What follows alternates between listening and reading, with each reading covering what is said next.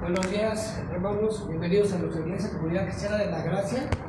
Les mandamos un cordial saludo a nuestros seguidores que nos ven a través de las redes. Les pedimos que compartan nuestros enlaces para que más personas puedan ser alcanzadas. No se olviden de dar like y esperamos ver los puntos integrados en la iglesia. Continuamos con nuestra lectura del día de hoy en Lucas 11, 14-36. Mientras llegamos a la lectura, les pedimos de favor apagar o poner en modo vibrar sus dispositivos electrónicos para evitar alguna distracción. En la lectura de hoy podemos ver la autoridad de Jesús para echar demonios. Provenía enteramente de Dios y no de príncipes del mundo como afirmaban los fariseos. Belcebú fue el nombre de que los judíos usaban para referirse al mismo Satanás, ya que era el dios mitológico de la destrucción, el señor de las moscas.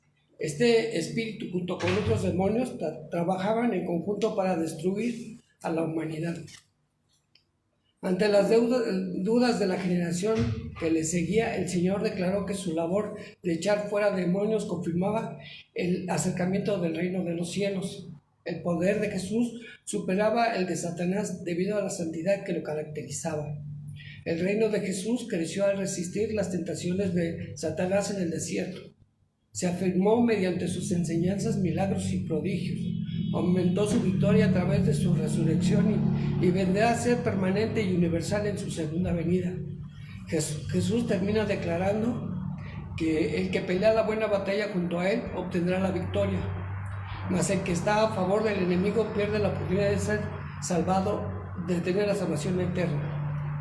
Los fariseos habían cerrado sus corazones a los milagros de Jesús, por lo que siempre buscaban un motivo para acusarle de falso profeta. La autoridad de Jesús es incomparable y nos muestra su amor y compasión por sanar y librar la vida del ser humano de la opresión del enemigo. Amados hermanos, recordemos que el enemigo solo vino para hurtar, matar y destruir, mas Cristo Jesús vino y vendrá para darnos vida en abundancia, para vencer las obras del mal, por lo que es importante que mantengamos nuestro espíritu vivificado, unido a la fe de Dios. Los invito a ponerse de pie, hermanos, por favor, para leer nuestra lectura del día de hoy.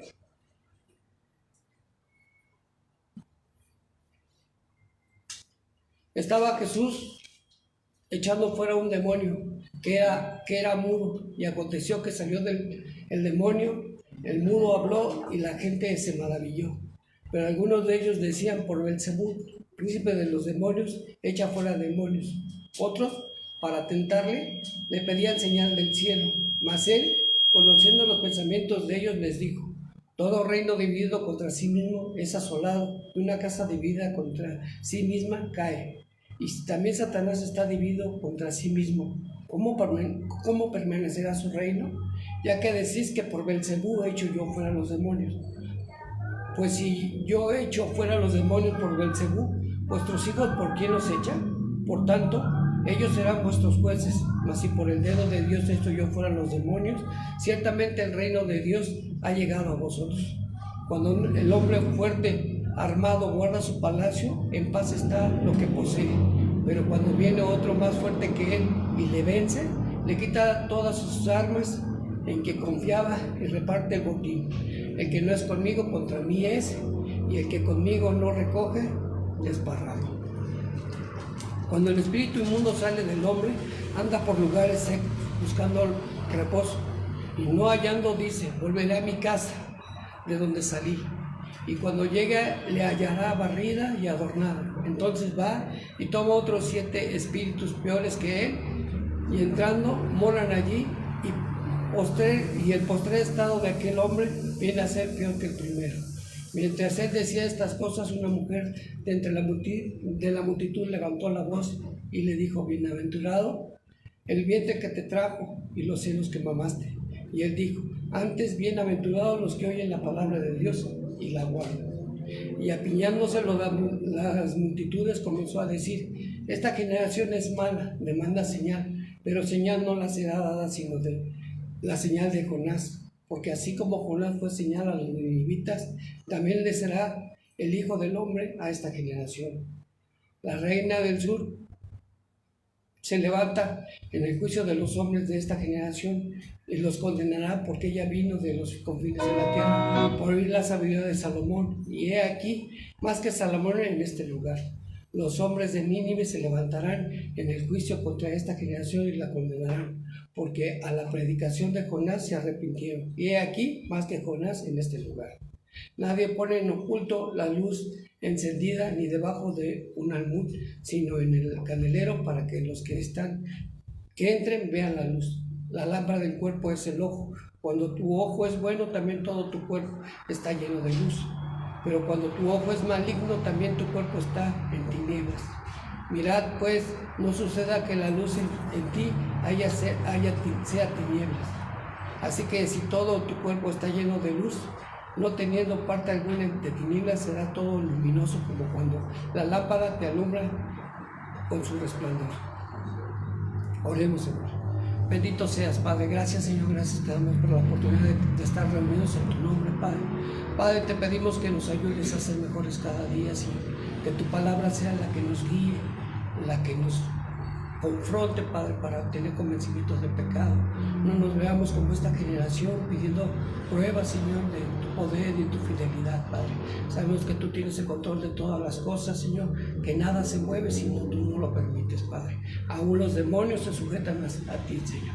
Gracias, Señor, por todas tus bendiciones, Señor, porque sabemos que de ti proviene todo lo bueno, Padre. Padre, te pido por mis hermanos aquí reunidos, te pido que tú los bendigas, Señor, que los guardes, Padre. Te pido, Señor, que ellos tengan su oído atento, Señor, a la predicación del día de hoy, Señor.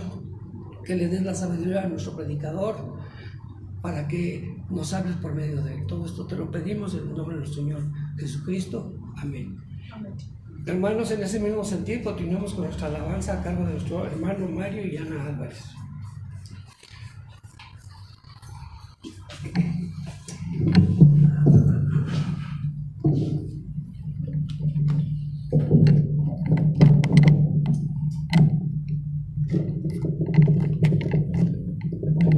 Bien, hermanos, vamos a alabar al Dios Santo, Santo.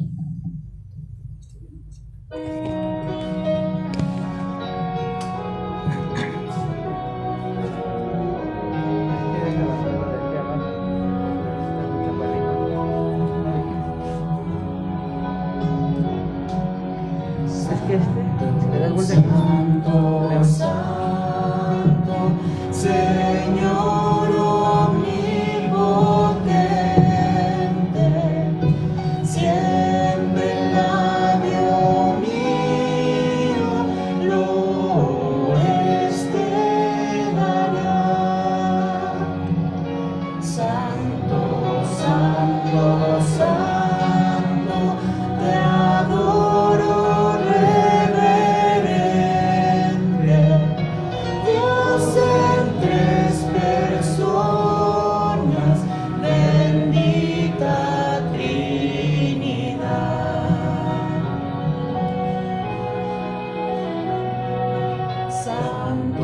Santo, Santo, el numeroso coro, santos escogidos te adoran sin cesar, de alegría llenos y sus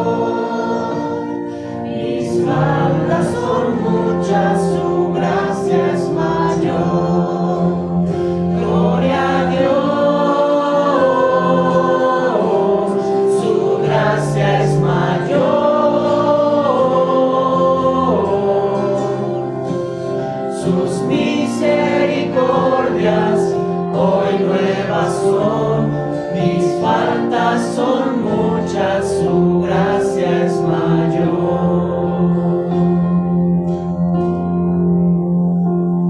Qué grandes riquezas Él nos otorgó, su sangre fue el pago, su vida entregó, pagó esa deuda y la canceló. Mis faltas son muchas, su gracia es mayor. Gloria a Dios, su gracia es mayor.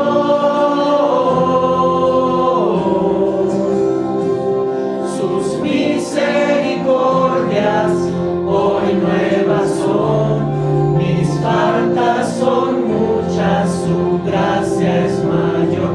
Gloria a Dios, su gracia es mayor. Sus misericordias hoy nuevas son. Mis faltas son muchas, su gracia es mayor.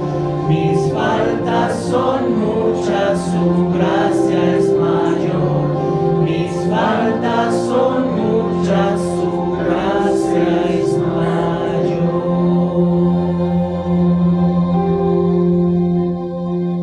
Gracias a Dios. Grande es su gracia. Podemos sentarnos.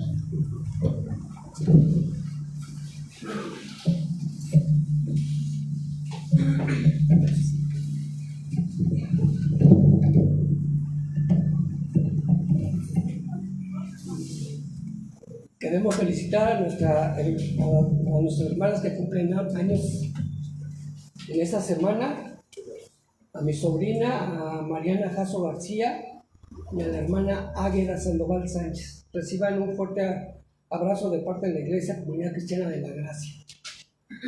Jehová te bendiga y te guarde. Jehová haga resplandecer su rostro sobre ti y tenga de ti misericordia. Jehová alce sobre ti su rostro y ponga en ti paz. Amén. Los invitamos a seguir nuestras clases de Viviendo como Iglesia a través de Facebook Live los días lunes a las 7 de la tarde. Este curso aborda temas de cómo debe de ser una iglesia bíblica, temas como pluralidad en el liderazgo de la iglesia, finanzas de la iglesia y disciplina en la iglesia.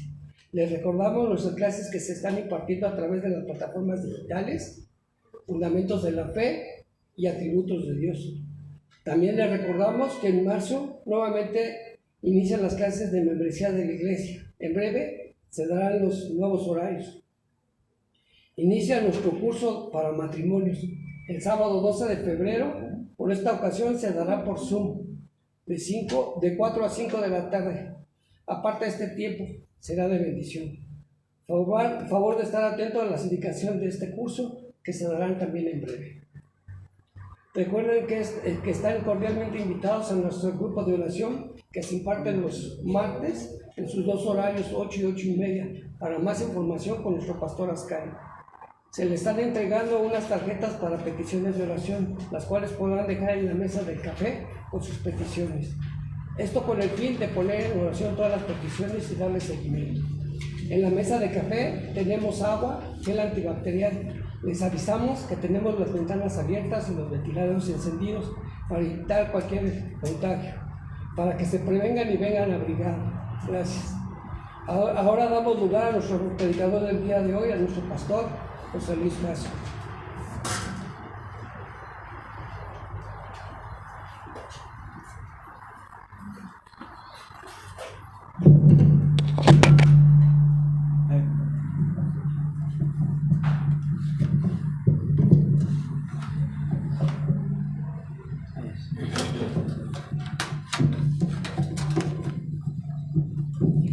Buenos días, hermanos, ¿cómo están? Bien. Ok, vamos a comenzar. Esperamos que se escuche bien allá en Facebook. Hoy no tenemos micrófono, se nos descompuso el otro micrófono, no podemos grabar a la par en YouTube. Más tardecito vamos a subir el video. En lo que podemos adquirir otro micrófono para poder transmitir simultáneamente. Pues hermanos, vamos a continuar con nuestro servicio de adoración, pero ¿qué les parece si lo comenzamos a hacer poniendo ese tiempo en manos de Dios para que Él nos hable, para que Él abra nuestro entendimiento y a través de su bendito Espíritu Santo nos ayude a preparar nuestra mente y nuestro corazón para su palabra? Padre, te damos gracias por esta mañana, gracias porque te ha placido darnos vida. Señor, en medio de nuestras limitaciones, carencias, problemas, las necesidades, Señor, que a veces pensamos equivocadamente que tú no conoces, nos tienes aquí, Señor. Sabemos que, Padre, este es tu día. Síguenos enseñando a poderlo honrar de manera cada vez mejor para tu gloria, para tu honra. Ayúdanos a preparar incluso el día previo, Señor, que no veamos un día anterior como el día que podemos desvelarnos, que podemos, Señor, pues hacer cosas pensando que el otro día es de descanso, sino que preparemos nuestro corazón sabiendo que es tu día, Señor, que tenemos una cita preciosa contigo. Que oremos por nuestros demás hermanos, te rogamos por las iglesias que también en este momento se reúnen alrededor del mundo para que tu palabra sea predicada. Ayúdanos a comprender, Señor, este texto que tienes para nosotros esta mañana y ayúdanos y fortalécenos, Padre, para que al entender bien el texto podamos tener esa fortaleza de vivirlo durante la semana, defendernos con Él, Señor, en nuestras propias luchas, tentaciones, y aun cuando, Señor, caigamos y nos equivoquemos, podamos apelar a tu bendita palabra a través de este texto para que te glorifiquemos, para que demos testimonio de ti, Señor, y podamos compartirles a otros el bendito mensaje del Evangelio. Te lo pedimos, Señor, en el nombre de Cristo Jesús. Amén. Hermanos, le pido por favor que me acompañe al libro de Habacuc, también en su casa. Habacuc capítulo 1. Ya que quiero comenzar este libro, como lo comenzó el profesor Josías Grauman cuando dio una clase acerca del capítulo 9 de Apocalipsis. Y él leyó los primeros 12 versículos de Habacuc. De hecho, les recuerdo, para los que toman notas, que si notamos el tema principal de los profetas menores es la gran tribulación, por si no lo sabían. Todos los profetas menores hablan del día del Señor, hermanos, del gran día del Señor. Así que podemos encontrar un hermoso paralelo siempre en el libro de Apocalipsis con todos los profetas menores. Si ya llegó ahí Habacuc, capítulo 1, versículos 1 al 12, vamos a darle lectura y ponga mucha atención lo que el profeta Habacuc es motivado a preguntarle a Dios en los primeros 4 versículos. Dice la palabra de Dios: la profecía que vio el profeta Habacuc. ¿Hasta cuándo, oh Jehová, clamaré y no oirás? Y daré voces a ti a causa de la violencia y no salvarás. Porque me haces ver iniquidad y haces que vea molestia. Destrucción y violencia están delante de mí, y pleito y contienda se levantan. Por lo cual la ley es debilitada y el juicio no sale según la verdad, por cuanto el impío asedia al justo, por eso sale torcida la justicia. Si usted nota en estos 4 primeros versículos, el profeta le pregunta a Dios cómo va a ejercer justicia. Y esto nos lleva a un pasaje paralelo allá cuando Debajo del altar de oro están los mártires que están siendo muertos en la gran tribulación, haciendo una pregunta similar: ¿hasta cuándo, oh Señor, va a venir tu justicia? Y aquí Dios le contesta a Habacuc. Continúe ahí conmigo, versículo 5 hasta el 11. Vean la respuesta de Dios, hermanos. Dice Dios, versículo 5: mirad entre las naciones y ved y asombraos, porque haré una obra en vuestros días que aun cuando os contare, no la creeréis. Porque he aquí, yo levanto a los caldeos, nación cruel y presurosa, que camina por la anchura de la tierra para poseer las moradas ajenas. Formidable es y terrible. De ella misma procede su justicia y su dignidad. Sus caballos serán más ligeros que leopardos y más feroces que lobos nocturnos, y sus jinetes se multiplicarán.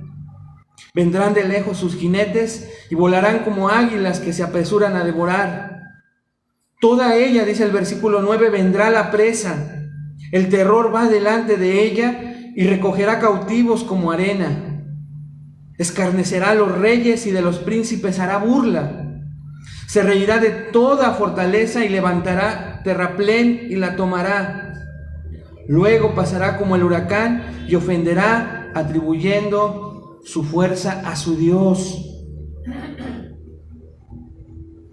Así que entonces, hermanos, vemos la respuesta de Dios, y Dios le dice al profeta: voy a castigar a mi pueblo donde hay injusticia, donde hay maldad.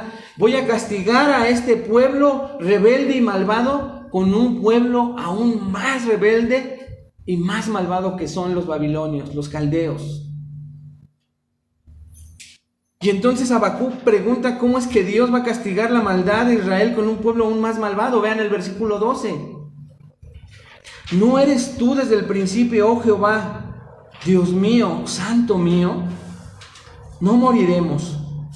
Oh Jehová, para juicio lo pusiste, y tú, oh roca, lo fundaste para castigar. Tú pusiste, tú estableciste a esta nación Caldea, tú los vas a levantar como potencia mundial. ¿Para qué, hermanos? Para castigar ¿a quién? A su propio pueblo. Pero si te das cuenta, las escrituras nos enseñan continuamente cómo Dios utiliza no solo naciones, sino personas malvadas para sus propósitos perfectos, e incluso para castigar la maldad, no solo de su pueblo Israel, sino también de sus escogidos. Algo parecido a lo que vemos, hermanos, desde hace 8 días y hemos venido estudiando en Apocalipsis 9, donde Dios está utilizando los mismísimos poderes del infierno para castigar en un futuro a la humanidad pecadora cuando llegue el tiempo llamado y conocido como la Gran Tribulación. Y esto de que Dios utilice para castigar la maldad humana a más malvados, a personas más malvadas, es algo que nuestra mente no alcanza a entender. Si estamos meditando, reflexionando en nuestra mente humana, choca, hermanos, porque no podemos comprender cómo es que un Dios de amor y misericordia usa el mal para castigar el mal, y aún con todo, Él no pecar. Esto no cabe en nuestra mente. Ponen la mayoría de los comentaristas el ejemplo y la ilustración de alguien que contrata a un sicario, que esta persona que contrata al sicario se convierte igual que el sicario inculpable, ¿no es cierto? Pero aquí Dios no, hermanos. Aquí Dios, aunque utilice la maldad para castigar la maldad, Él no peca. ¿Cómo es que eso no sucede? En primera, porque no comprendemos la soberanía de Dios. La soberanía de Dios es enorme, es grande. Y Él controla aún a estas huestes malvadas que estamos estudiando desde hace 8 días en el capítulo 9. Pero al usarlas para castigar la maldad, Él no se convierte en alguien que es cómplice o en alguien malvado. No, hermanos, Él es santo, justo, pero al ser soberano, Él utiliza esa responsabilidad y maldad propia de los demonios para castigar a la humanidad. Pero Él es soberano sobre esas huestes malvadas. Si Dios no fuera soberano, si Dios no controlara estas huestes malvadas, ya hubiesen acabado con la humanidad. Pero están bajo el poder soberano de un Dios que las controla. Y al controlarlas, Él en esa soberanía las usa. Pero ellos son responsables de su maldad. Como cuando Dios usó, por ejemplo, al rey persa. El rey persa o al rey babilonio, ellos castigan al pueblo de Israel. Ellos son crueles con el pueblo de Israel, van a dar cuentas de esa maldad, pero todo está bajo el control de un Dios soberano. Es increíble. Y eso es lo que estamos estudiando desde hace 8 días, en el capítulo 9 de Apocalipsis. Y allí estamos estudiando, hermanos, 2 actos, dicen tus boletines, 2 actos del juicio de Dios con el infierno sobre la humanidad impenitente, que te recuerdan su soberanía y amor continuos. Ya vimos en primer lugar cómo es que Dios establece en primer lugar el infierno en la tierra misma para atormentar a la humanidad impenitente. Dios va a establecer el mismo infierno, ¿lo recuerdan? Versículos 1 y 2 vimos que Dios le va a dar las llaves del abismo a Satanás, a esa estrella caída, para que abra el pozo del abismo. En segundo lugar vimos, hermanos, a los ejecutores del tormento y su acción sobre la humanidad impenitente en los versículos 3 al 6. Los versículos 3 al 6 nos dicen que cuando es abierto el pozo del abismo, salen como langostas. ¿Lo recuerdan que dijimos? Son demonios mismos. Y que tienen una acción encomendada por Dios, el soberano, que los limita. Les dice qué pueden y qué no pueden hacer. Y tienen una tarea que es atormentar a la humanidad. No pueden acabar con su vida. Les dice incluso hasta cuánto tiempo. ¿Se acuerdan cuánto tiempo era? 5 meses.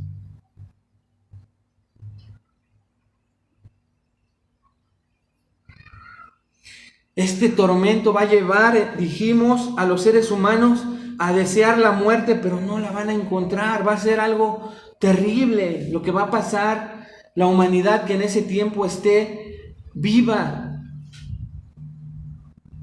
Y por último vimos la apariencia de los ejecutores para atormentar a los humanos malvados, versículos 7 al 12. Y dijimos, hermanos, que Dios dejó estos versículos porque quiere dejar claro en las características particulares de estos seres demoníacos que Él es santo, santo y justo, y tan justo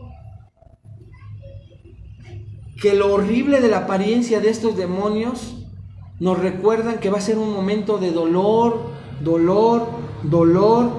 que Dios no es alguien que se jacte, que se goce con ese dolor, sino que lo utiliza incluso temporalmente para que todos procedan al arrepentimiento. ¿Se acuerdan? Vimos que teníamos que ver la misericordia de Dios en medio de un juicio tan malvado, tan terrible. Escenas, hermanos, que van a suceder en esta tierra cuando la gente esté viviendo como tú y yo ahorita.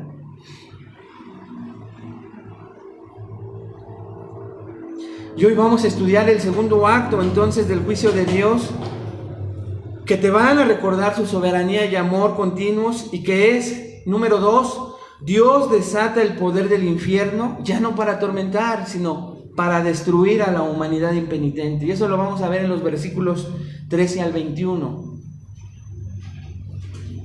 Pero quiero, hermanos, que nos centremos, y me voy a detener en los 2 primeros versículos, 13 y 14, porque quiero que entiendas algo muy importante, también a ustedes en casa. Vean lo que dicen los versículos 13 al 14.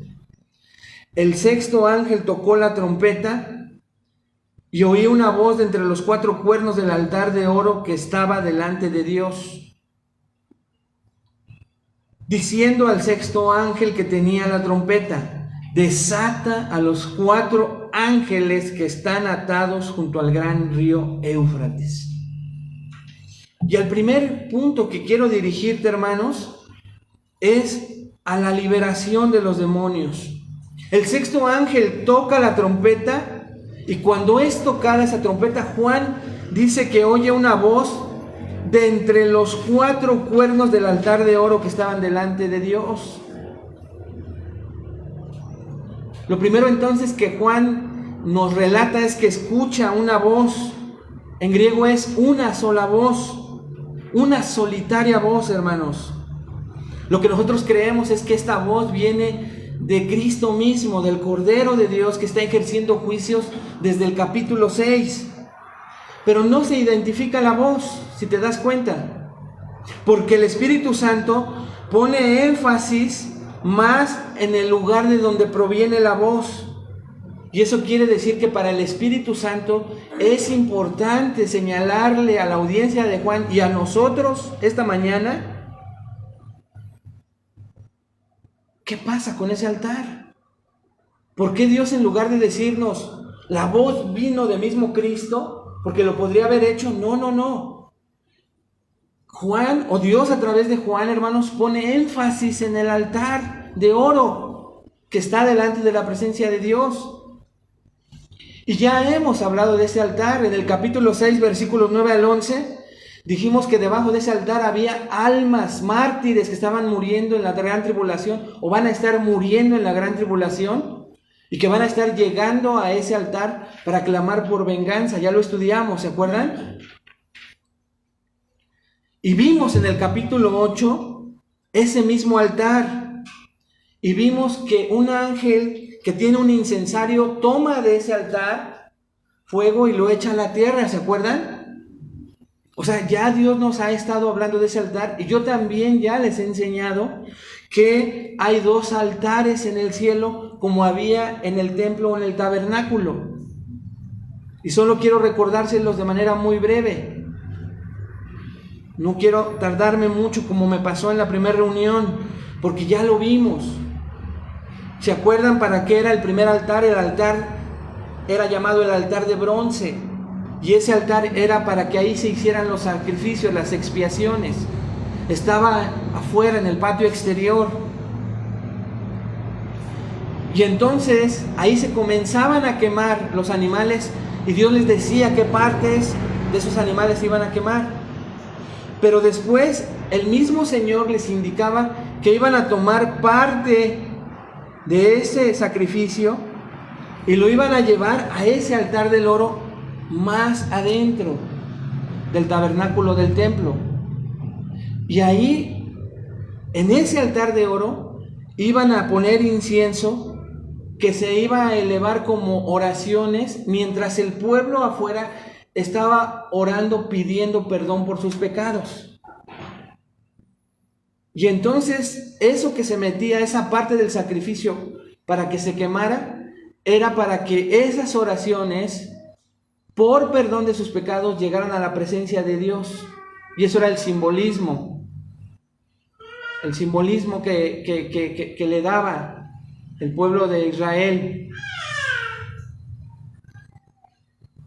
Y para simplificar un poquito más esto que sucedía, hermanos, este sacrificio que se usaba para cubrir el pecado, no para quitarlo, sí, ejemplificaba que el pueblo de Dios podía seguir teniendo una comunión íntima con Dios después de que el incienso llegaba y los pecados del pueblo eran cubiertos, eran perdonados, no quitados, sino cubiertos. Y eso hacía que ellos entonces festejaran lo que hoy aún festejan los judíos, que es el Yom Kippur, porque recibían el perdón de sus pecados. De hecho, ese símbolo del Yom Kippur lo hacían una vez al año, donde el sumo sacerdote sí entraba y él ponía ese incienso una sola vez al año, lo que ejemplificaba que los pecados del pueblo eran perdonados. Pero mientras llegaban esos 365 días, en ese tiempo 360,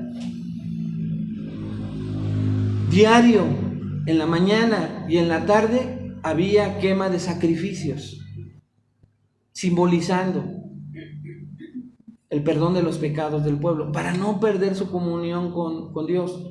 Entonces, ¿a qué voy, hermanos? A recordarte que este altar de oro lo que ejemplificaba era la gracia, el perdón que llegaba a tener comunión del pueblo y de Dios. Era un altar donde las oraciones se elevaban simbólicamente, oraciones por el perdón, la misericordia, basadas en el hecho de que los pecados habían sido expiados. Por eso es que la audiencia de Juan siempre supo para qué servía este altar, y era un altar de misericordia. ¿Por qué Dios entonces pone énfasis en el lugar de donde sale la voz de Apocalipsis que acabamos de leer? Respuesta, hermanos: porque los oyentes de Juan entendían perfectamente la función de ese altar, y también ya habían escuchado, y lo estaban escuchando aquí otra vez. Escuche con mucha atención, que ahora se ha convertido en un altar ya no de misericordia, sino de venganza y de juicio. Y es inimaginable para el lector judío que una voz salga de ese mismo altar donde una vez estuvo la misericordia, y la voz, hermanos, que clama desde los cuernos de ese altar no es una voz que dice: yo perdono, yo concedo misericordia, yo concedo gracia, yo perdono a mi pueblo y quiero tener comunión con él. No, hermanos. Ahora lo que se escucha es una voz que pide una devastadora destrucción demoníaca. Esto entonces a la audiencia de Juan hizo que se asombrara, porque el altar de oro era siempre para perdón, misericordia, pero ya se había terminado el tiempo de gracia. Y entonces en el versículo 2, esta voz le ordena al ángel que tocó la trompeta que desate a los 4 ángeles que están atados junto al gran río Éufrates.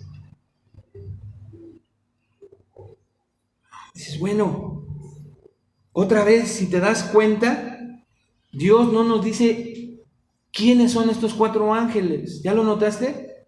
Pero otra vez nos da características de ellos y pone énfasis en 2 cosas, hermanos, muy interesantes. Primero, su condición, y después el lugar donde se encuentran. En primer lugar, nos dice que están atados. Y el verbo griego, cuando lo estudiamos, se traduce de la siguiente manera: que han sido atados. Una acción que pasada. En algún momento esos 4 ángeles fueron atados, tiempo pasado. Recibieron la acción, es un verbo pasivo. Ellos recibieron la acción de ser atados. Y Juan quiere enseñar a su audiencia, y Dios a nosotros esta mañana, que en ese momento siguen atados. Por eso reciben la orden de desatarlos.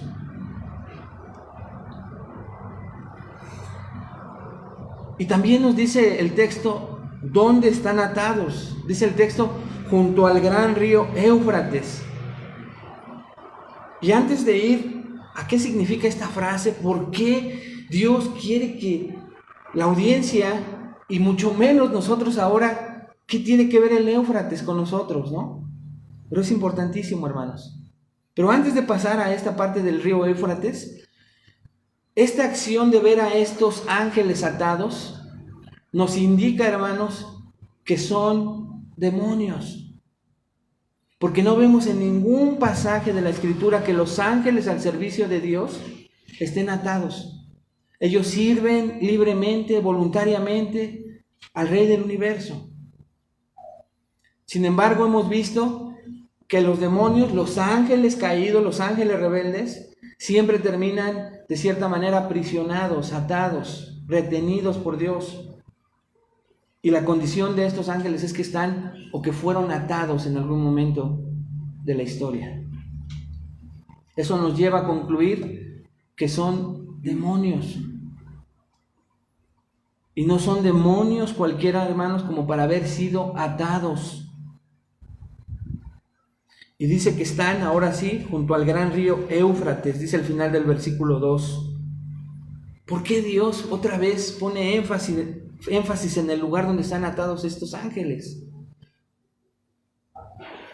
Y aquí la mayoría de los comentaristas coinciden, hermanos, en que alrededor de este río ha habido acontecimientos importantísimos para la historia del hombre pecador, que Dios quiere recordarle a la audiencia original de Juan. Y repito, también Dios esta mañana a ti. El comentarista S. Lewis Johnson nos ayuda un poco, escuchen con mucha atención. Él dice: creo que es sorprendente que estos ángeles estén atados al gran río Éufrates, porque fue en esa área, recuerden, donde tuvo lugar el primer pecado. El jardín del Edén estaba ubicado allí. El Éufrates es uno de los ríos mencionados en Génesis capítulo 2, en ese jardín. Dice ese Lewis Johnson: así que el primer pecado, el primer asesinato, la primera apostasía, la gran rebelión fundamental contra Dios se ubica en esa área. Y esta es la hermosa manera que tiene el Apocalipsis de recordarnos que las cosas que ocurrieron en el jardín del Edén y la rebelión que ha producido todos esos años de rebelión contra Dios, en última instancia, el Señor vuelve a ponerlas en armonía con las cosas que tenemos. Fin de la cita. Y John MacArthur añade, hermanos, y cito: el río Éufrates fue el escenario de las grandes apostasías, antes y después del diluvio, dice MacArthur. El río Éufrates fue el escenario del levantamiento de los enemigos, escuchen hermanos, de los enemigos más grandes y opresores de Israel. El área alrededor del río Éufrates fue el escenario de los largos años en que los hijos de Israel arrastraron sus fatigosos días de cautiverio. El río Éufrates, dice MacArthur, mucha atención con lo que voy a decir a continuación, fue el escenario del surgimiento de esos grandes imperios mundiales que oprimieron al pueblo de Dios y que fueron Babilonia, Medopersia, Grecia y Roma. Ahí en ese lugar, continúa MacArthur, 4 grandes y poderosos demonios, imanes del mal, están encadenados por Dios y tienen en sus manos el poder de hacer una destrucción terrible, pero Dios los frena. Fin de la cita. Y entonces nos vamos acercando por las Escrituras a tratar de identificar a estos demonios, hermanos, y de por qué se encuentran en el río Éufrates. Si usted recuerda cuando estudiamos Daniel, en Daniel capítulo 10 versículo 13, un ángel va a confortar a Daniel, que ya es avanzado de edad, de años, y va a fortalecerlo. Y en el versículo 13 le está dando explicaciones de qué está haciendo ahí con él, por qué se le apareció en ese momento. Pero escuche con atención el versículo 13, Daniel capítulo 10 versículo 13. Mas el príncipe del reino de Persia, no literal, ya lo estudiamos, se me opuso durante 21 días, pero he aquí Miguel, uno de los principales príncipes, ahí está, vino para ayudarme y quedé ahí con los reyes de Persia. O sea, le está diciendo que el arcángel Miguel fue a ayudarle a luchar con una potestad que guiaba espiritualmente a la maldad, al imperio persa. Y luego en el versículo 20, hermanos, este mismo ángel le dijo, y él me dijo, ¿sabes por qué he venido a ti, Daniel? Pues ahora tengo que volver a pelear contra el príncipe de Persia, y al terminar con él, el príncipe de Grecia vendrá. Otro demonio con el siguiente imperio que los iba a llevar a ser la primer potencia mundial. Ya había llegado Babilonia, estaba Persia en Daniel capítulo 10, pero le dice, viene otro imperio, y detrás de ese imperio una potestad que ayuda a este imperio a ser la potencia mundial que va a derrotar a los persas. Y después, hermanos, viene otro, que es el imperio romano. ¿Cuántos son? 4. Por estas razones, nosotros creemos, sin ser dogmáticos, que estos 4 ángeles atados en las esquinas del río Éufrates son estos ángeles que fueron vencidos por el arcángel Miguel y el arcángel Gabriel, y que durante el tiempo de la historia, al ser vencidos, fueron atados y ya no siguieron gobernando sobre otras naciones que hicieran lo mismo con el pueblo de Israel, sino hasta tiempo después, que el Apocalipsis nos va a hablar después de eso. Y entonces están atados ahí.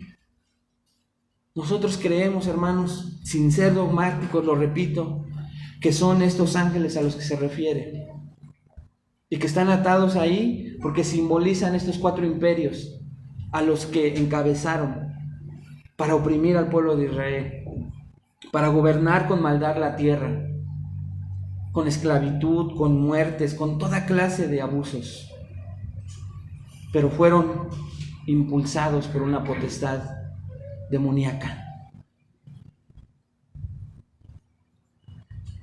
Así que entonces, hermanos, vemos que estos 4 ángeles son como generales de un ejército. ¿Cuál ejército? Ya vimos entonces la liberación de estos 4 demonios que Dios libera. Y ahora vemos enseguida el propósito de los demonios desatados, versículos 15 al 19. Vaya conmigo ahí. El propósito de estos demonios desatados, versículos 15 al 19. Dice el versículo 15: y fueron desatados los 4 ángeles que estaban preparados para la hora, día, mes y año. Una pausa ahí, hermanos. Primero contestemos a la pregunta: ¿quién lo soltó? El ángel. Pero ¿quién dio la orden, hermanos? Dios. Y Dios ahora los va a usar en la continua destrucción del mundo. Pero vean la frase: los ángeles, versículo 15, que estaban preparados. Aquí vemos al Dios soberano. Él ya había decretado y establecido que estos 4 ángeles atados estaban preparados ¿para qué? Para la hora, día, mes y año. En el año prescrito, en el mes prescrito, en el día exacto y a la misma hora que Dios había diseñado que sucediera, y va a suceder, hermanos. El Dios soberano controlando el tiempo a la perfección. Ni un segundo más, ni un segundo menos. ¿Qué Dios tan soberano para desatar demonios? ¿Se dan cuenta? Por eso es que Mateo 24:36 dice: pero el día y la hora nadie sabe, ni aun los ángeles de los cielos, sino solo mi Padre, dijo Jesucristo. Dios tiene sus límites, Dios tiene su horario. Y en el año correcto, en el mes correcto, en el día correcto y a la hora correcta, esos demonios van a ser liberados e inmediatamente, hermanos, van a matar a 1/3 de la humanidad. Es lo que dice el versículo 5 al final, 15 al final: a fin de matar a la 1/3 parte de los hombres. Esa va a ser su encomienda, esa va a ser su tarea. Así que si hacemos cuentas, hermanos, vimos en el capítulo 6, versículo 8, que cuando se abrió el 4º sello, dice el texto, si lo recuerdas, y si no, después lo haces, que 1/4 parte del mundo fue muerta. Y ahora nos dice que 1/3. Y si tú sumas eso, ¿no? Si eres buen matemático, ¿cuánto te da? 50% de la población. Lo haces en tu casa. Si a eso le sumamos los que ya murieron con las catástrofes naturales, con las pestes, el hambre, las guerras, todo lo que viene, Más de la mitad de la humanidad ha sido aniquilada hasta el momento, hermanos. Y tú dices, es que como no lo vemos, a veces nos parece tan fantasioso, tan aburrido escuchar esto, que solo el Espíritu de Dios, hablando a un creyente verdadero, hace que estuviéramos ahí sentados, aterrados, o en tu casa. Y es el deseo de mi corazón que estés así, porque esto es impresionante. Esto que va a pasar es aterrador, hermanos amados, y va a ser realidad. Solo imagínate si con el coronavirus de repente veíamos imágenes que ya no había dónde enterrar a los muertos. Imagínate más de la mitad de la humanidad aniquilada. ¿Dónde van a enterrar a esos cuerpos? Si va a haber tecnología no lo sabemos, pero ¿qué imágenes van a transmitir? Cuerpos amontonados, apestando.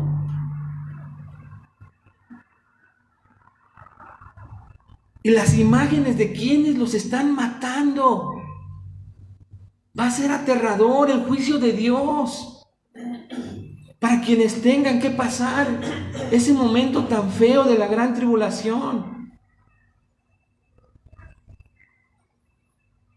Pero Juan nos quiere dar más detalles y nos dice en el versículo 16 el número, hermanos, y ahora nos presenta un ejército, que estos 4 generales no vienen solos, son desatados, pero traen un ejército, y este ejército no es normal. Algunos lo interpretan como humanos, o otros como armas nucleares. No, hermanos, son demonios.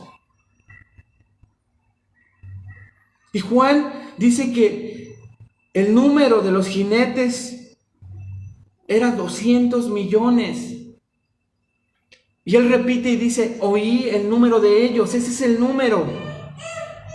Pero son 200 millones, hermanos, a demonios que ahorita ya conviven con nosotros. Ya hay una cantidad de demonios que cuando llegue el tiempo de la gran tribulación, otros van a ser arrojados a la tierra como lo estudiamos. Y como hace 8 días, otros van a ser liberados del pozo del abismo. Y ahora añádele 200 millones más. ¿Cuántos demonios? Y entonces te das cuenta cómo es que en el juicio Dios no solo establece el infierno mismo en la tierra, sino juzga a la humanidad malvada con ese infierno establecido en la tierra. Esto es terrible. Y les decía yo en la mañana, hermanos, es la película de terror, aquellos que les gusta ese género, que te ha hecho brincar en la cama, en el sillón, por toda la imaginación de los mejores directores de las películas de terror, cuando personifican demonios, no se comparan con esto que va a ser una realidad y no una película.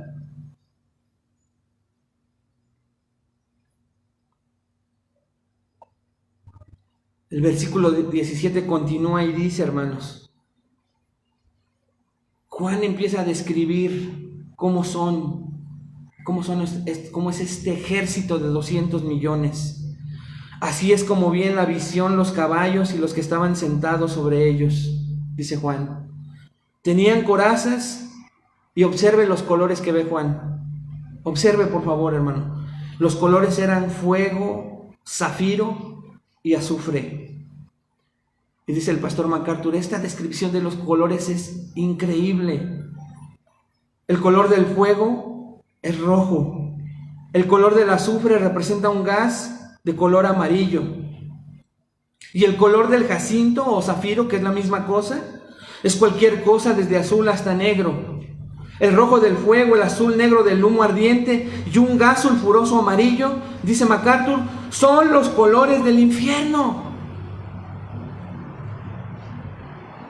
Y Juan no nos da detalles más de los jinetes más que ese reflejo de su coraza, porque ahora gira hacia los caballos y dice, y las cabezas de los caballos son como cabezas de leones.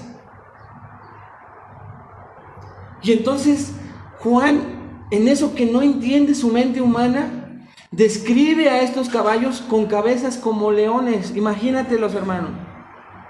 A un caballo con cabeza de león.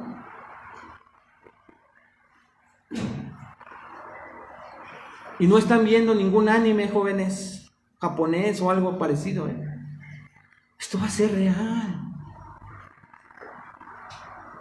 Esta cabeza de león significa que son feroces, fuertes, decididos, acechando a sus víctimas hasta matarlos, porque los están matando. Y luego dice que de sus bocas, versículo 17 al final, hermanos, sale fuego, azufre y humo. Y esto otra vez es como la representación de la furia del infierno. Si ves, son los mismos parecidos los elementos: fuego, azufre y humo. Y estas tres cosas son las que matan a la tercera parte de la humanidad.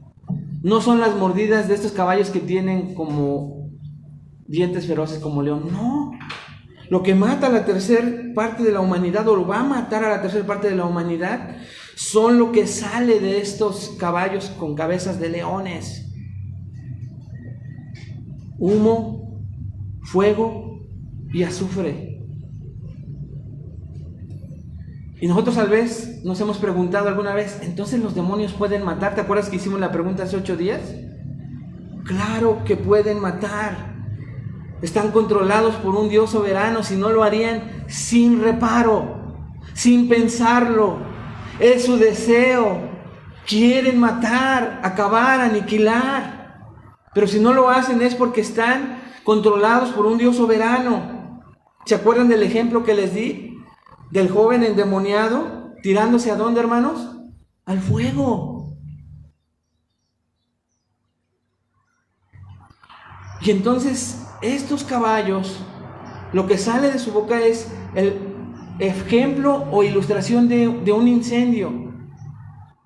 Yo no sé si a alguien aquí le ha tocado, pero hemos visto las imágenes de alguien que está atrapado en un lugar donde hay fuego, y salen estas cosas: el fuego, el azufre con los gases y el humo. Y quien se queda en un lugar como estos, ¿qué le pasa?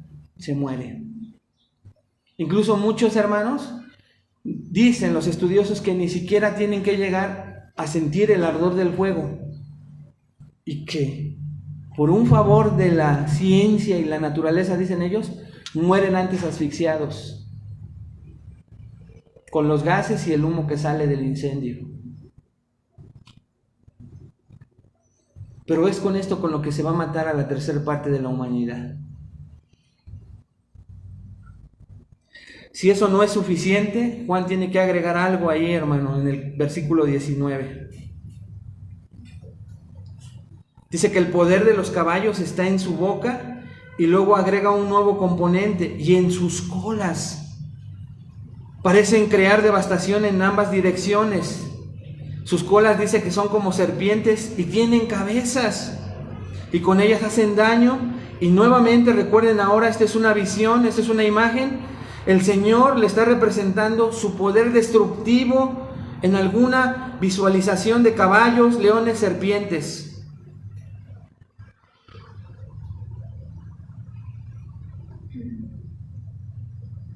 Como en forma de animales.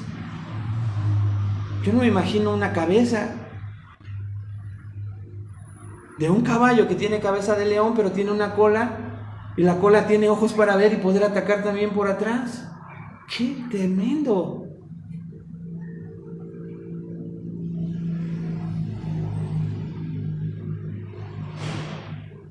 Y todos estos demonios, escucha, hermanos, todos son controlados por el Dios soberano, que da la instrucción de aniquilar solo a la tercera parte de la humanidad. Otra vez la misericordia de Dios.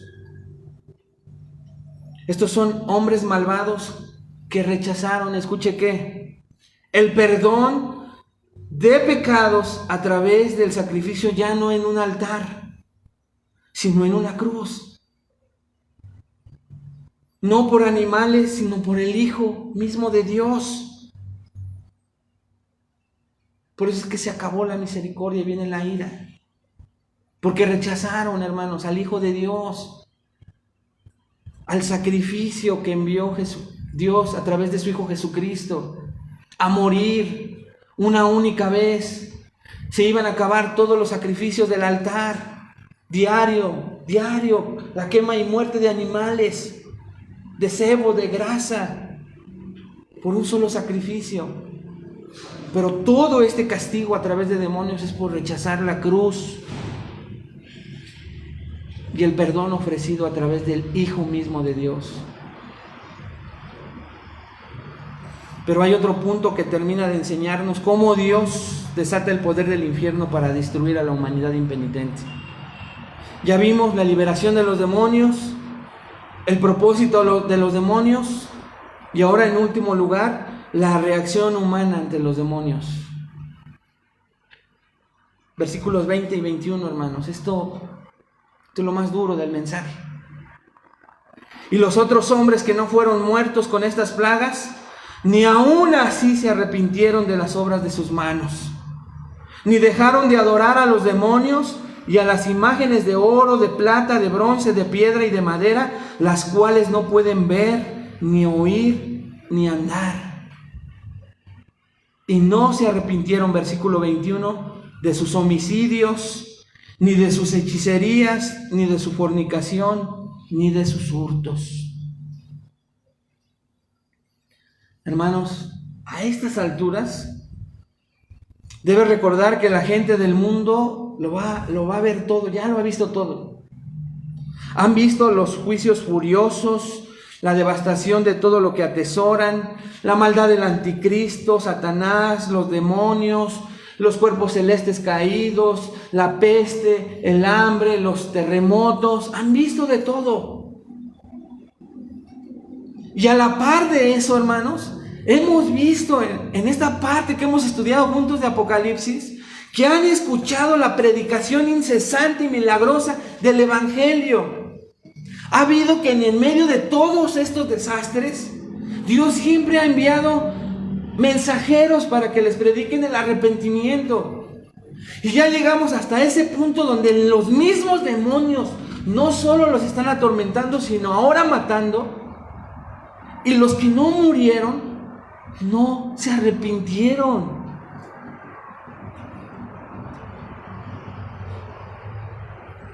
Qué dureza del corazón del hombre, del humano, ¿ya lo vieron? Qué dureza.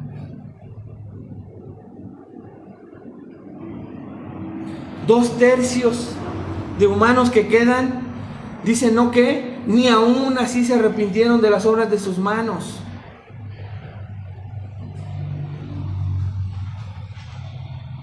Sin arrepentimiento, hermanos, la gente no solamente va a morir,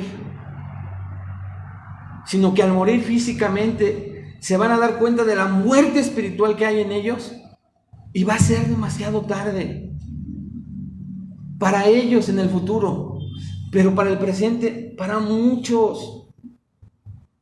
Aquí a veces la carne, hermanos, y tal vez las huestes de maldad nos puedan estar escuchando este mensaje, sentados aquí o ahí en tu casa, pensando dos errores grandísimos. Escúchalos, por favor, esta mañana. Número 1, yo no voy a pasar por eso. Gloria a Dios. Y ojalá que de verdad estés agradecido al escuchar un mensaje como estos.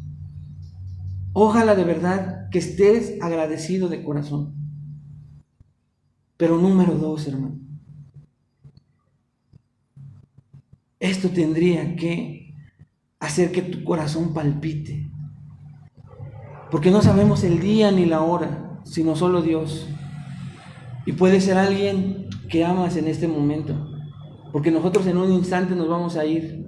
Y sí, esa persona que en esta misma semana reíste con él o con ella. Y qué bueno que pasara, porque a lo mejor se arrepiente en la tribulación. Pero si se muere en esa condición, no va a ser temporal. Porque dices, hermano, no, pues tal vez no le llegue tampoco a mi familiar en la gran tribulación. Ojalá que le llegara, hermano. Porque si se muere en esa condición, no va a ser un tiempo de tribulación. No va a ser un tiempo del infierno establecido en la tierra. Va a ser un tiempo por la eternidad en el infierno. Hermano, ¿dónde está nuestro corazón y pasión y nuestro amor por las almas perdidas?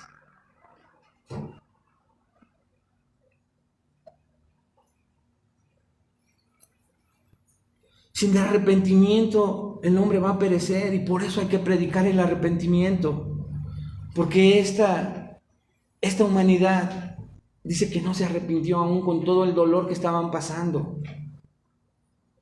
y tan no se arrepintieron que Dios nos deja el reflejo de su falta de arrepentimiento mostrándonos 5 pecados, hermanos, que son representativos de que en lugar de que se arrepintieran, desafiaban todavía más al Dios que le estaba provocando, a través de demonios que ellos vieron, que escaparon de la muerte por la gracia de Dios, y en lugar de arrepentirse, hermanos, manifestaron con desafíos, con 5 pecados que la Escritura nos deja aquí ver. Número 1, idolatría.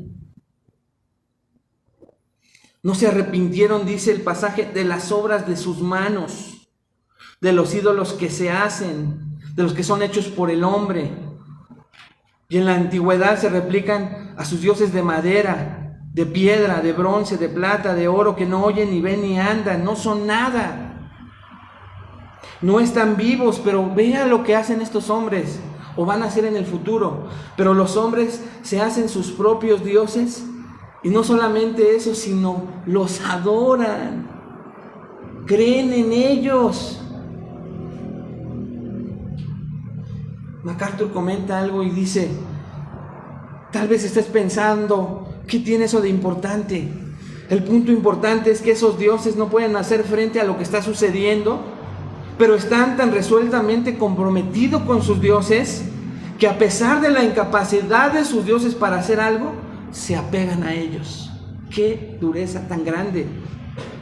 Así de profunda y resuelta se ha vuelto su incredulidad. Dice el versículo 20, no pararon de adorar demonios. O sea, los ídolos son demonios que ellos adoran. Así que cualquiera que adore cualquier ídolo, cualquier dios falso, está adorando un demonio. ¡Qué duro! Después en el versículo 21 vemos otro pecado, el de asesinato. Dice que han estado matando, han probado la sangre, les gusta su sabor, ya han estado matando judíos, cristianos, llevan años matándose entre ellos.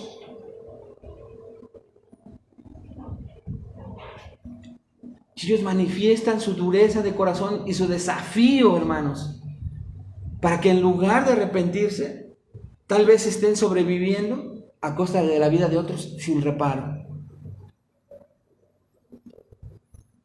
En ese corazón egoísta, de no solamente con la frase coloquial que conocemos, primero yo, después yo y al último yo, sino aquí es algo literal, y están matando, asesinando, gozándose de la sangre que derraman. ¡Qué dureza de las personas que van a estar en ese tiempo! En lugar de arrepentirse, no dista de muchos, escuchen, no dista de muchos que son expuestos a la palabra de Dios y que su vida tampoco refleja arrepentimiento. Y ahorita vamos a ver de qué manera. Luego menciona hechicerías, y esta es una interesante palabra en griego, farmakeia, de la que obtenemos farmacia o farmacéutica, hermanos, drogas. Esta es una palabra que es más grande que solo drogas, aunque podría traducirse solamente como drogas. Y es lo que se usa para adormecer los sentidos, para inducir una adoración satánica, cualquier práctica ocultista, impura, brujería, embriaguez, sesiones de espiritismo, hipnotismo, entrenamientos, mantras místicos, cualquier cosa que induzca su experiencia religiosa, buscando médiums. o espíritus engañosos de Satanás. Estas personas no están dispuestos a soltar esto, hermanos.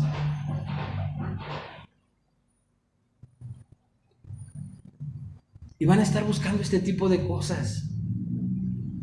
En lugar de arrepentirse. Y luego agrega robos.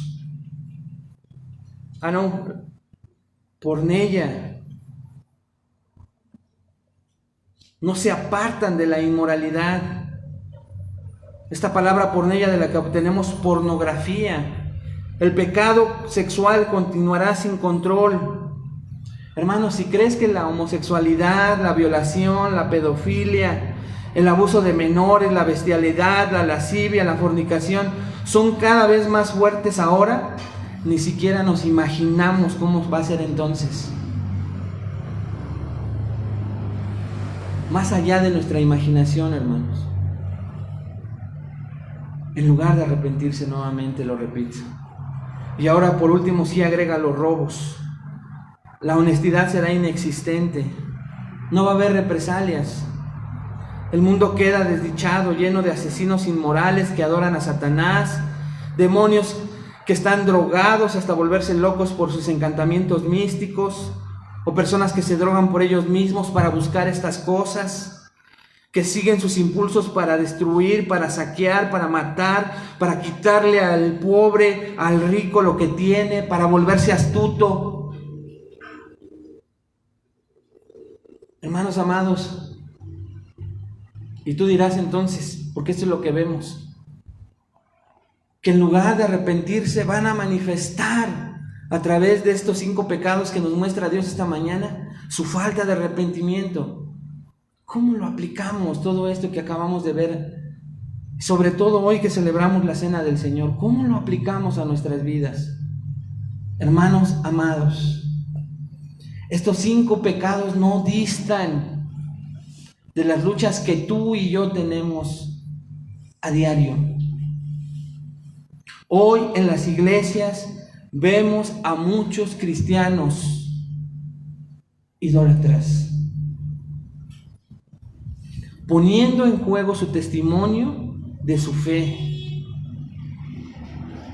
Les decía yo en la mañana que te imaginaras, tú también en casa, tú que nos ves, que te imaginaras que yo fuera el medio que Dios utilizara esta mañana, el que Dios soberanamente me utilizara para ir frente a ti, y ese ídolo, llámese cosa o persona que Dios sabe no quieres dejar, fuera yo como fue Jesús, o como se acercó el joven rico a Jesús y le dijo: todo esto ya hago, yo voy todos los domingos a la congregación, me esfuerzo, leo, oro, todo lo que haces.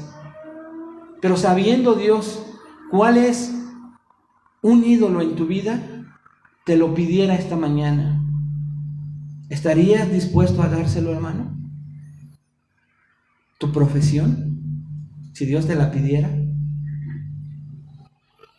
A esa persona a la que no quieres soltar, aun cuando estás en pecado.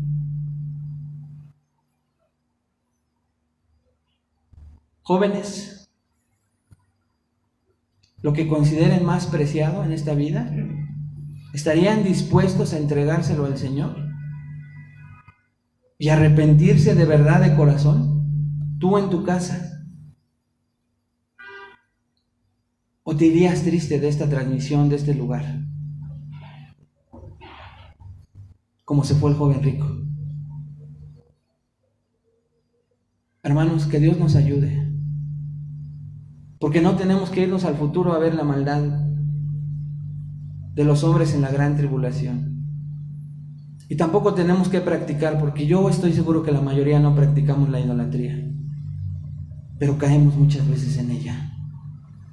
Y Dios hoy quiere revisar tu corazón en lo profundo, más hoy que celebramos la Cena del Señor.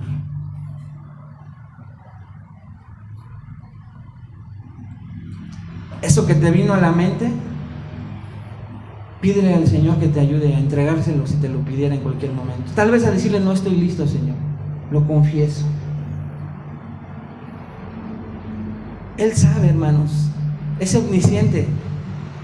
Y cuando la Biblia habla de confesar nuestros pecados, habla de que confesemos la palabra de Dios, de lo que Dios dice de ese pecado que Él ya conoce.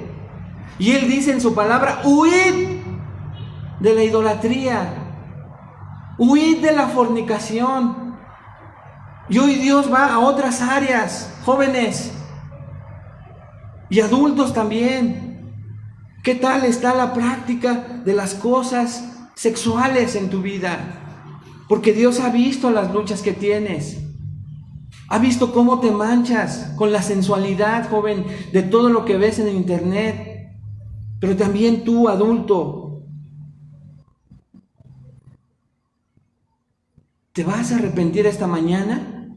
Ya no para condenación, recuerda, pero Dios quiere limpiarte, santificarte esta mañana, revisar en el día en que celebramos la Cena del Señor esas áreas que pensabas que Dios no está viendo, los hurtos, la mentira, la avaricia. ¿Estás contento con lo que Dios te está dando ahorita? ¿Con lo que tienes o con lo que no tienes? ¿O cambias de acuerdo a lo que posees? Ya no es el mismo Dios. Él sigue siendo el mismo, pero nosotros cambiamos. Lo peor de todo, hermanos, y yo espero que ni en tu casa, en la transmisión, ni aquí, como lo dije en la mañana, no haya alguien que esté engañándose y que esté practicando estas cosas. Porque el que practica estas cosas, dice la palabra de Dios, no yo, hermano, es del diablo. Se oye muy fuerte, pero eso dice la Escritura. Pero si tú eres un verdadero creyente, no tenemos que llegar hasta el futuro, ¿te das cuenta?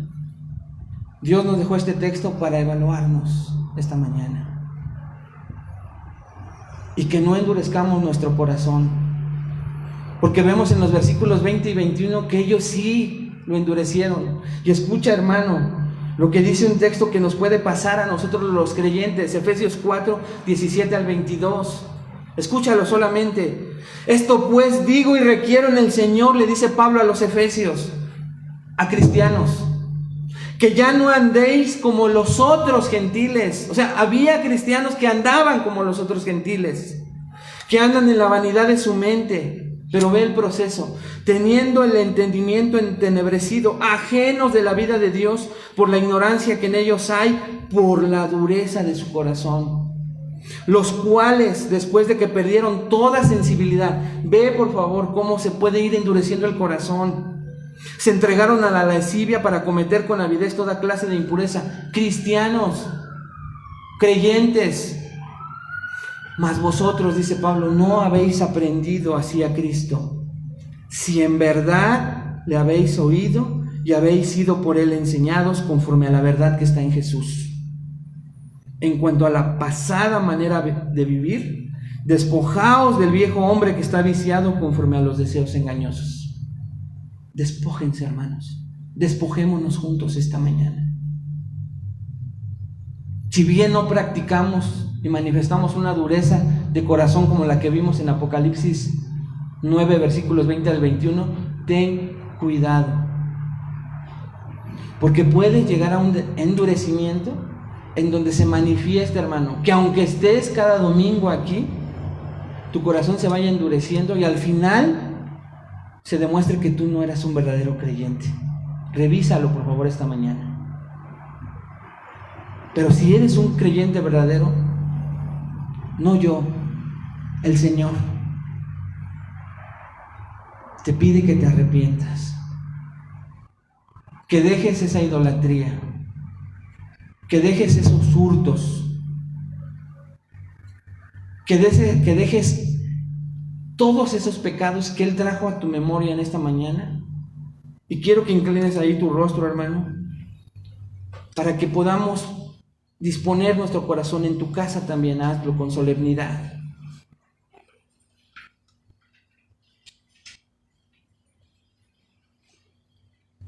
Y nos pongamos a cuentas con Dios. Padre, te damos gracias. De verdad, muchas gracias, Señor, por librarnos de lo que vamos a ver qué va a pasar, Señor, en un futuro con las personas que estén vivas en ese terrible juicio llamado la gran tribulación. Muchas gracias, Señor, por librarnos de eso. Perdónanos la falta de agradecimiento que tenemos cuando escuchamos pasajes como estos, Señor. Agradecimiento que manifestamos en nuestra insensibilidad de rescatar a otros de este terrible juicio, de advertirles, de gritarles, de suplicarles se arrepientan para no vivir esto. O peor aún, Señor, que se mueran aparentemente contentos, tranquilos, de que no tuvieron que pasar la gran tribulación, sin saber que van directo, Señor, efectivamente sin pasar ese periodo, pero que van directo, Señor, a pasar su eternidad separados de ti, en un lugar de tormento, de día y de noche. Ayúdanos, Señor, y perdónanos en esta revisión que hacemos antes de participar juntos de la cena del Señor, de nuestro corazón insensible para predicar tu palabra. Hoy que recordamos tu sacrificio, te pedimos perdón. Y también queremos participar de manera digna. Tú conoces nuestros pecados, nuestras faltas. Y si bien es cierto, Señor, que no somos los mismos de antes porque nos has estado limpiando, queremos reconocer nuestra maldad delante de ti, nuestra tendencia, Señor, a equivocarnos y de repente vernos haciendo nuevamente ídolos. Perdónanos. Permítenos huir de ellos, Señor. Permítenos huir de la inmoralidad sexual. Permítenos huir de buscar recursos que no sean tu bendita palabra, tu presencia a través de la oración. Permítenos huir de la inmoralidad sexual, Señor. Ayúdanos. Y gracias porque nosotros, Padre, al haber puesto tu gracia y tu arrepentimiento en nosotros, nos podemos declarar limpios por la sangre del Cordero, que nos limpia de todo pecado, pasado, presente, y por esa confianza, Señor, que con confianza te los confesamos en este momento, y aún, Señor, de los pecados futuros. Bendito sea, Señor Jesús. Gracias. En tu bendito nombre oramos. Amén. Y bueno, hermanos, vamos a la palabra de Dios. Y quiero, mientras te reparten los elementos, que me acompañes a 1 Corintios capítulo 11. Si me ayudan, Josué, a